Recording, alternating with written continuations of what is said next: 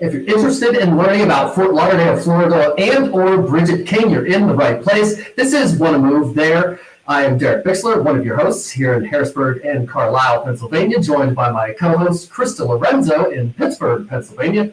Today we have on the show Bridget King, yacht staging expert and home staging expert. So not just yachts, but I found that I don't know anybody that's even around yachts at all. So I felt the need, and we're all going to want to talk about it. So yacht staging expert in Fort Lauderdale. And Bridget, we have a little thing we do when we bring people on the show before we get into it, a little random initiation question, if you want to call it that. Pick a number between 1 and 35, and then I'm just going to give you the question. And I do have a new list today, Krista. We'll see how it is. Okay, so I'm going to pick my birth date, which is number 11. Ooh, I like 11. Next. All right. Have you ever dropped something on the floor, then picked it up and eaten it? I don't know if I like that question. I definitely have. That's a no. Like, that should be yes for everybody, but go ahead. That's a good one. I thought you were going to say something that I could say related towards home staging or yacht staging. Nope. If I dropped an accessory and it like shattered all over the place. Oh, wow. Yeah. So full transparency, grapes. Drop that right on the floor. Pick that bad boy up. Nobody looking? Pop it in the mouth. It's got a nice hard skin. You can buff it off if you need to. Blow it. Dogs don't like grapes, or at least mine never. None of my dogs ever did. Everything else, but grape. Yeah, because the shell, there's no taste on the shell unless they bite it. Yeah. Grapes are bad for them, so I'm glad you're not a dog owner right now. Not anymore, but I did have a chow chow back in the day. Aw, I love chow chows. Yeah, she was sweet. So are you a dog person? I am. I don't have a dog anymore because of my very hectic schedule. And dogs are like people to me, and they need time, and they need love and nurturing. And so after we had to say bye-bye to our chow chow, Destiny was her name, then we decided we were just going to pause and kind of figure life out. And then we started traveling, and then the business picked up, and so now I still kind of want a dog, but I think I would get a smaller dog. I don't know if I want as big a dog as she was. She's very hairy and fluffy and sheds a lot in the summer. Florida is super, super hot in the summertime. Oh, yeah. So. I think that would be hard with the chow chow in Florida. Yeah, with just it is. Yeah, it is. It is. So, but absolutely. She came with my husband. When I got married, I inherited her, and then I fell in love with her. So, aww. Yeah. Have you always lived in Fort Lauderdale? So I was born in New Haven, Connecticut. My parents migrated to this country from Jamaica, and then we moved when I was 10. So I have been in Florida, I'm going to tell you my age, 48 years. So if you add 10 plus 48, because I'm 58 years old, that's how long I've been. Girl. Well, thank you. I'm trying to keep it together. Yes, we have to the more we age. Yes. That's a whole nother topic for a podcast. So were you always in the Fort Lauderdale area, or were you in different parts of Florida? No, okay. I came straight to Fort Lauderdale because my parents had some family members here, and it was familiar to them. So we came straight here. I went to middle school here, high school here, and then I did move south to Miami, and I attended the University of Miami, which is where I did my undergrad. And then I got married, and I moved back to Fort Lauderdale, and I raised my family here. My kids went to school here, and now my husband is retired here, and I'm still out there doing my staging and design and yacht staging and holiday decor, and business is doing really well now. I'm not quite ready to retire and settle down, so I'm gonna keep going. But I think next year, just kind of pace myself a little better. Yeah. Yeah. Do you have any assistants or other people that you stage with that you could step back but still be involved? That is exactly what I'm working on. So I have a team. I'm a solopreneur. I have been a solopreneur for 22 years. And because of the affiliation that I belong to, which is the International Association of Professional Home Stagers, that's our community, just like the realtors have their community. I have been involved heavily in our community and growing it. And so I can pull from the pool of people that I already know. And when new stagers come in, I train them. They work with me. They see how I work, how I flow. And then when I need them for a job, I can call and say, hey, are you available? I got a staging gig over here. So it works well. So it's all contractor sub work. Yeah. That's really cool. Yeah, it works for my model. Yeah. Absolutely. Yeah. I don't have a warehouse of inventory. I don't rent furniture from my own warehouse of inventory. What I specialize in is occupied listings, right? So there's two different types of home staging. There's vacant home staging, right? Where the client has left the property, vacated the property, moved everything out. And then there's occupieds. I'm living in my home, but I'm going to be putting it on the market, and I need to get it to a condition where it's presentable to the marketplace, right? Okay. So we edit out what we don't need, refresh, bring in new things, and we make it work for the budget and for the style and design of the furniture and the house. Yes. Now, how does that work with yachts? Are they? I don't know anyone who owns a yacht, and other than watching Below Deck every season, every episode, yes. That's my only experience with yachts. So whenever you're staging a yacht, are they like ones people live on? Or how does that work? Yes and no. Most of the yachts that I'm working with, they do not live on them as a permanent home. But if they sail to the Caribbean, Nassau, Bahamas, Jamaica, wherever, they live on the yacht while sailing. But a lot of them are docked here in Fort Lauderdale. For those who are listening and don't know this, but Fort Lauderdale is the largest boating capital in the country and one of them in the world. Yeah, we boating is huge here, and I'm not talking about fishing boats, but luxury yachts. And so there are 3 shows that take place in South Florida. There is the Miami Boat Show, which is coming up in February. Then there's the Palm Beach Boat Show. And then the one that just finished is the October Fort Lauderdale Boat Show. The Fort Lauderdale Boat Show is the largest international boat show in the country. People come from all over the world, right? Wow, I didn't realize it was that big there. It's huge. And I mean, all types of boats, but how I even got into it was just by coincidence. When I'm on social media, I'm looking for opportunities as well. And one of the realtors that I work with and happen to go to high school with posted her husband just closed a yacht deal.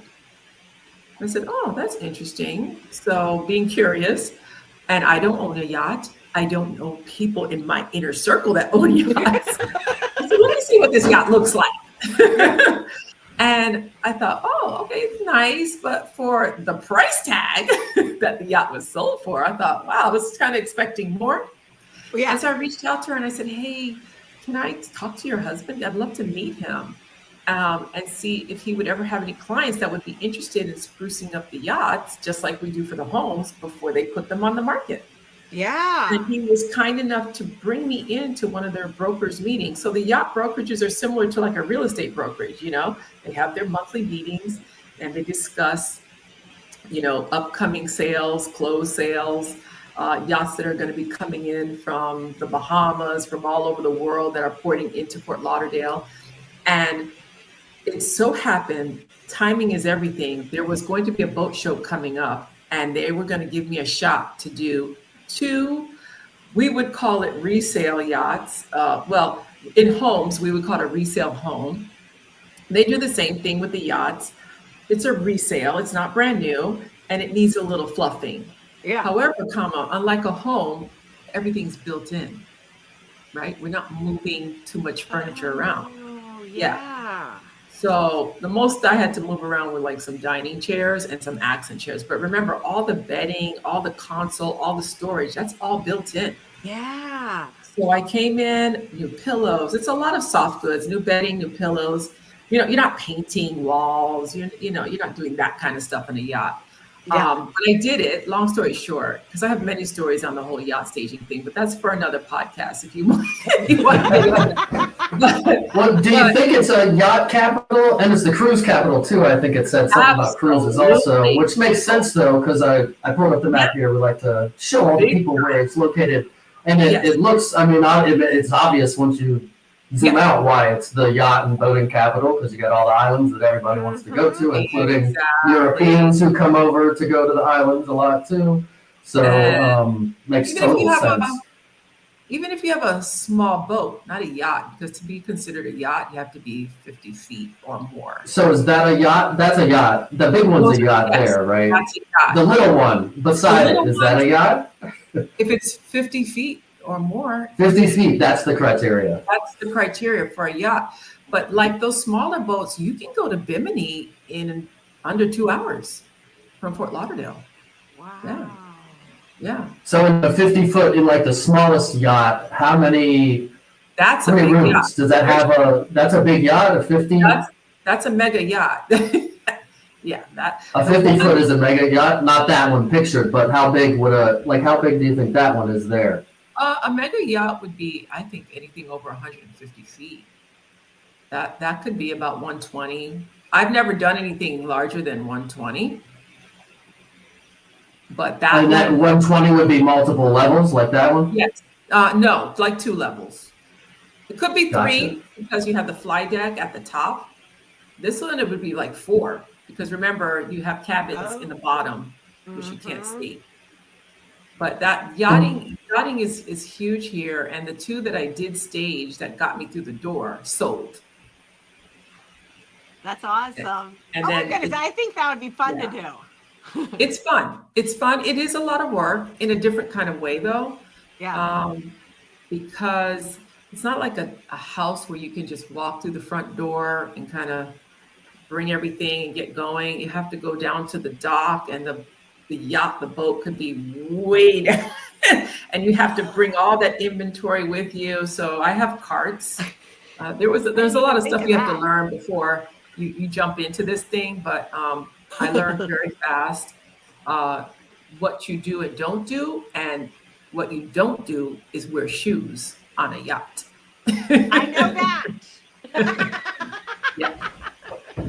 What do you wear? Nothing, or is there flip-flops? Nothing. No flip-flops. You wear your bare feet or socks. Yeah. There's usually a lot of teak. They have, right, there's a lot of teak, and they just, they don't want your dirty shoes on the yacht. So usually you leave them right before you get on the yacht, or if you get on the yacht, you leave them before you go into the interior of the yacht. So you have to be very careful. It's super expensive to fix things on a yacht. I'll just say that. So you must be insured, with your liability and even your workers' comp to do that kind of work. Oh, yeah. I never thought of that. Do you have booties out and that kind of thing for showings? Do people do that kind of thing like they do for houses? Yeah. Yeah. Yeah. Yeah. You have yacht showing just like a house. Yeah. Everything, at the boat show. Is there a lockbox or the agent? If there's an agent for a yacht, there's a person selling the yacht, right? There's no lockbox, but typically there is a captain and there's a crew. And they will give you access to show the yacht, right? Yeah. You're just not letting anybody enter onto a $15 million yacht. Yeah. Or even and do some of these have boats on them? Like if you don't ball on if your boat has a boat. Big time, and a helicopter. And a helipad or something. That exactly. Yes. Yeah. Big time. So I haven't done those. That's kind of out of my lane. But the smaller ones, I love the 55s, the 80s, the 100, 120 is the largest I've done. those are manageable and you can get in and get out. So, kind of stay in your lane. So the same thing with staging for occupieds. I typically love a price point between $500,000 to 1.8, maybe up to 2 million, just depending on, if it's a condo or a single family home. Because condos, when you get into luxury high-end condos, that's a different animal too than doing a single family home. Just getting access to get into the building. There's a lot of paperwork that has to be filled out. There's a lot of protocol. You can only go in from 9 to 4. If you're late, you get fined. It's a lot of stuff. Oh wow. So yeah, you have to really be careful what you say yes to. It might not always be good for your company and for your profit line. Mm-hmm. In that price point, are they usually condos, or are they usually, is there like houses there, or is everything condos? Where? Like Fort Lauderdale area. Oh no, there's a mix of everything. Okay. Oh, condos, villas, townhomes, single family, 2-story, 3-story. Yeah, everything. Okay. We have everything here. So, when you go east, now you're on the beach. So your zip code now dictates where your price point's kind of going to be, right? Okay. But then out west, like almost by Alligator Alley, if you've heard of Alligator Alley before, Yeah. That's a swampland, right, in the Everglades. They have some very high-end homes out there as well. Okay, so you have, east and west. And the beautiful thing about Florida in general is the west side of Florida, which would be from Naples up to Tampa, that's all coastline too. Beautiful waterfront homes. And we do some boat shows over there, but I don't participate in those. Those are smaller shows, but a huge community of boaters on the Gulf side, right? I'm on the Atlantic, Tampa, St. Pete, Naples, Fort Myers, that's on the Gulf side. Okay. And beautiful beaches. Both sides of the state, I think, have very nice beaches. Oh yeah. Sarasota's best beach in America or something, isn't it? I don't know if it actually is. It is amazing though, because we're used to Jersey sand. Right. Fire hot, you could cook an egg and you do cook your feet on it running from your spot to the car or whatever too many times. But down there, it was like, doesn't matter how hot it is, it will not be hot. And I didn't believe it. And you kind of like tiptoe on it. You're like, it isn't. It's not hot. It's crazy. Yeah. Yeah. No, the beautiful thing for all you Northerners, when it gets cold in the winter and you need some sun. Now, Florida, our weather today is amazing. I'm so excited to know that the humidity is at an all-time low, and the sun is shining and it's just gorgeous out. And that draws a lot of people from the Midwest and the North to Florida during the winter. So we have a lot of snowbirds that live in Florida along both the East and the West Coast. And I think we have a big draw as well, because when you're looking at, say, some properties, say in New England, Manhattan, Boston, some of the big major cities, what bang you get for your buck is still better than what you would get up there, and minus the cold. Right? Yeah, that can be really dreary after a few months. And so we still have a lot of people that are coming down, even though our economy is all wonky and there's a lot going on with the real estate market and homeowners insurance and taxes. Florida is still a hot real estate market. Stuff is still moving here. People are still selling, maybe not selling in 2-3 days. Right. But the homes are getting sold. And if they're staged, priced right, in a good neighborhood, a desirable neighborhood, central to, shopping, good schools, you will get a buyer.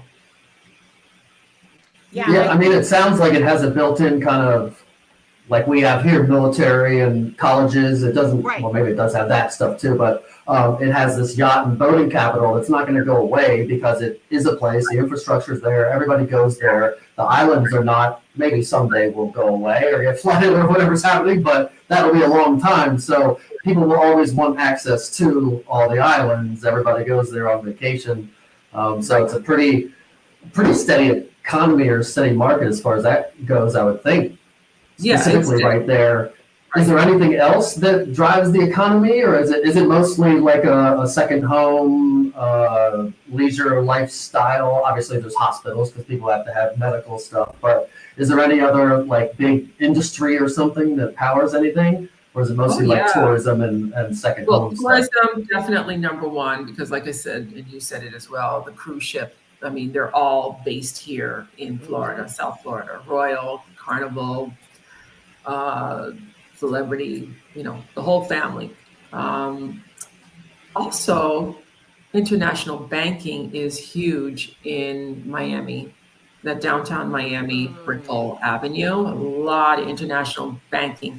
South Florida is comprised of a lot of people from the Caribbean, South America. So you have an influx of people coming in from all over, even as far as Europe. So it's very international, which is nice. It gives a nice flavor to our area, to our industry, to our food. And Miami is just the hot place to be. Whether you're living here as a young adult or you're vacationing, people love the Latin, sexy, beach, sun, everybody's beautiful. What's the drive? How long does it take to get down to Miami? On a good day with no traffic from my house, I can be in North Miami, I can be in like 20, 25 minutes with no traffic. Wow. Right now. I didn't realize it was that close. Yeah, it's very close. I can be downtown in like 45 minutes if the traffic is good, but we are expanding our highways. And so there's a lot of construction going on, which is the main corridor, I-95, as well as the turnpike. And so it's slowing traffic down. Also, when the snowbirds start coming down, which is November, that slows traffic down too. And there's just so much activity going on. There's just every weekend, there's just a lot. Whatever you're into, it's happening somewhere. And people like that. So there's a big draw from obviously tourism. There's a big draw for international business, banking. There's a lot of things happening in the whole culinary food arena in South Florida as well, because we have cuisines from all over the world. So whatever you're into, you can get some of the best Latin food from Venezuela, Colombia, Cuba, Puerto Rico, Dominican Republic, the Caribbean, Jamaica, Trinidad, Bahamas, Haiti. So everything is here. Okay. And I think too, the job market seems to be steady. People are working.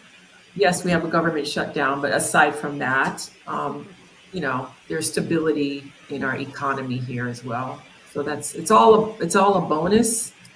Listen, everybody's experiencing some level of, crime and unemployment to some degree. That's across the country, it's across the world right now. But overall, I'm saying big picture, I think Florida is a great state to invest in or to live personally. And even the Airbnb sector, which has kind of cooled off, because we do stage for Airbnbs as well. You Airbnb a yacht? I've stayed on a yacht in New Year's Eve 2000 in Key West. We couldn't find a room because we waited too long. 99 to 2000, the millennium or whatever. So we got a boat. It was like a sailboat with a little room. I would not call it a yacht, I don't think. But so do people Airbnb yachts? No, I wouldn't call it Airbnb, but you can just rent them like for a week or whatever, and they're just docked, and then you pay more for the captain to take you out on it or something. Right, Is that how it works? So my husband and son, they like to go fishing, so we go down to the Keys, which is a great area as well. Great fishing down there, and we would rent a boat, not a yacht, but a boat with a captain for the day to go out fishing, and a lot of people like that too. If you don't have all your fishing gear, everything comes stocked, ready to go. You just show up, they do all the work, you have fun at sea, and then you come back. So I didn't even talk about Key West and Key Largo and Marathon. That's a great area down there too. Nice, really nice. And And you got professional sports too. The Dolphins in Miami. Am I forgetting? Do you have something else? Miami stuff hockey. mostly, right? Went to the Panthers game on Thursday, hockey. Oh. We have the Dolphins, we have the Jaguars, Jacksonville. Actually, the hockey team was good, weren't they? Yeah, we had won the national championship last year. Yeah, I was gonna say because it's like the Florida, like the hottest state in the union should not be winning hockey. Right. The Canadians are like, what is happening? I know. Don't even talk about that. But yeah, with basketball, soccer's huge here because of our Because international. of all the community. international, Yeah, it's huge. So we have everything. Everything's here. Everything's here. Yeah. So what about vacationing? Have you seen snow? Well, number one, I have two questions. Have you seen snow ever? Been in snow ever? Because you've been down there in Hottville your entire life. And then second, where you vacation? Do you people down there, Southern people that live in hot places, do they vacation to north to get to cold stuff? Or where do you go when you vacation? So I travel to Europe. And I travel to the Caribbean because I love the islands because my family, right, is from Jamaica. So I go to Jamaica very often. I'm still planning to go next year, even though they just suffered a very devastating hurricane. But Bahamas I go to quite a bit as well. Barbados, because my husband's father's side is from Barbados.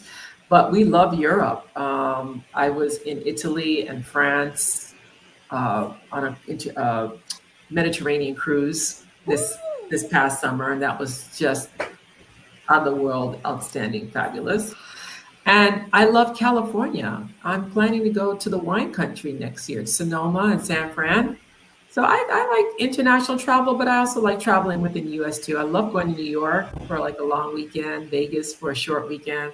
This girl knows how to travel. Yeah, we're big travel people, big foodies, all that good stuff. I work hard, but I play hard too. Same. Yeah, definitely. And I love real estate, architecture, design. So that's why Europe is attractive to me because there's so much history there. And I like Canada as well. Yeah. So there's still more to see. I haven't even, There's so much to see. So much to see. Yeah. Africa is on my list as well. And I also would like to go to like Bali, Indonesia, that side of the world as well. So yeah. So we just work, get that money. That's right. Take some time off, and then you come back and you work, get that money, and then you go again. Yeah. My life. Is there anything that we didn't talk about, or anything that like people, even vacationing there, maybe moving there, but also just visiting there, that they should know if they're coming to Fort Lauderdale, or any like inside information, or the best taco spot, or any kind of like little tidbit that you can leave us with?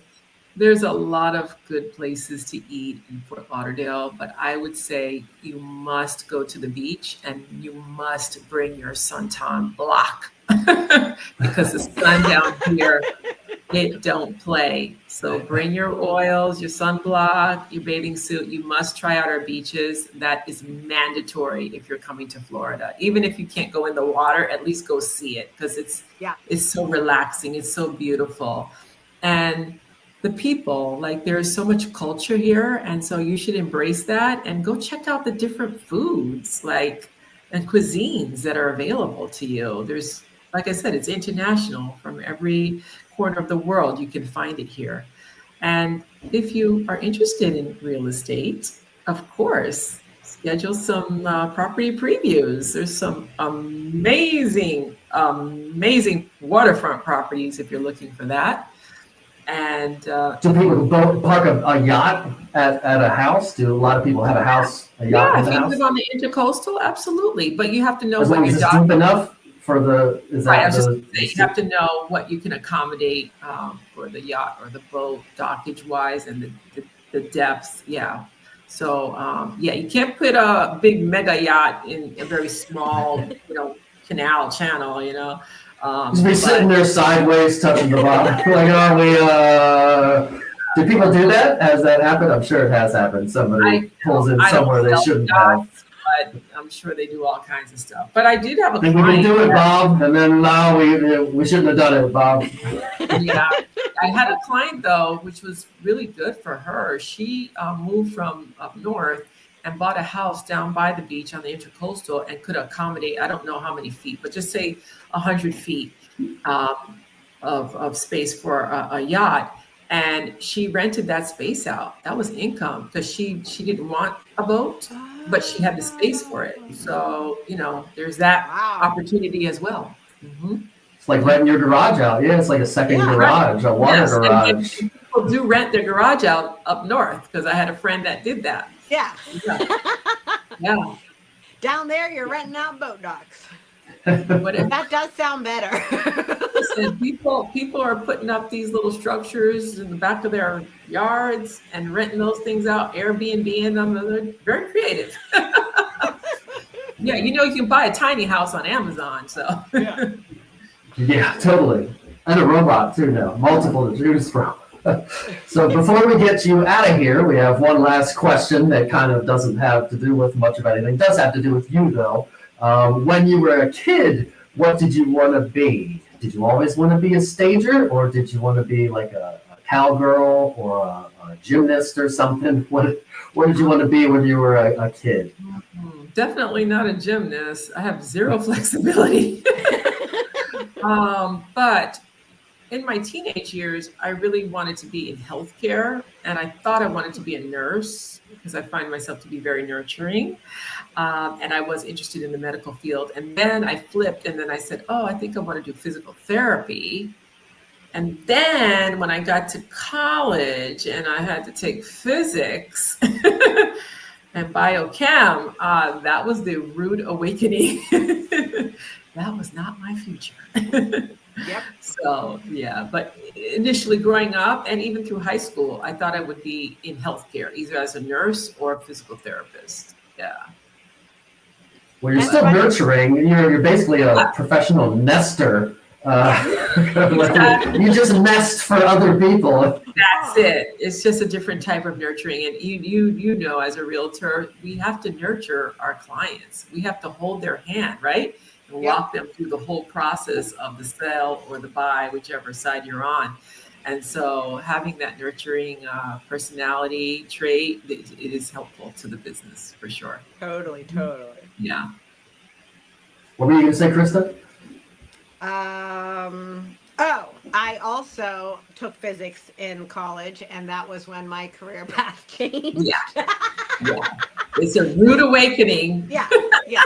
I got to like physics 3 and calc 3, and I'm like, yes. What? I don't I'm like, do this. Yeah. For what major?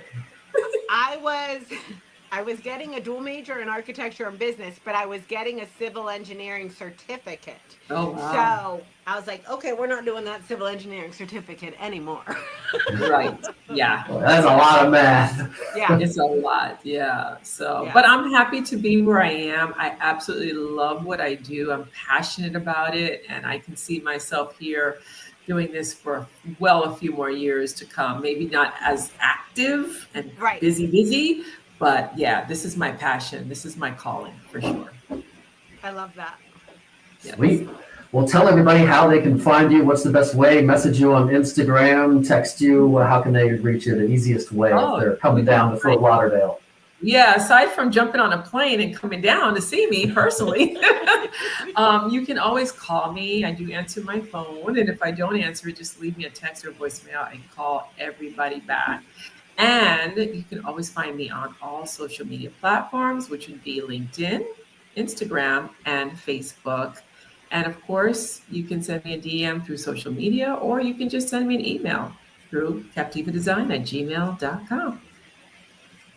Awesome. So you can find Bridget there and in Fort Lauderdale on some yachts, which I'm still envious of. That would be one of my criteria if I was coming. If you, yeah. Do they have open houses on yachts? No, not really. No. We can just So you can't like come down there and just like go eat at all the open house yachts. No, it would be at the boat shows. That would be considered more like the open house. Yeah, Gotcha. But I am cool. I'm going on a yacht Friday. I'm taking the day off. and I'm going out with some friends that rented a yacht, and we're just going to go cruise down the intercoastal and have a really nice afternoon. So, Oh, think of Yeah. us. I will. I'll send you a Yeah. text. I'll If send you want to be a text. cold with Krista and I, feel free to reach out to us. Me in the Harrisburg, Carlisle area, and Krista over in Pittsburgh, 3 hours west I of me. know. West of me. And thanks for watching and listening, everybody. Say goodbye, ladies. Bye. Okay, bye. Thanks for having me.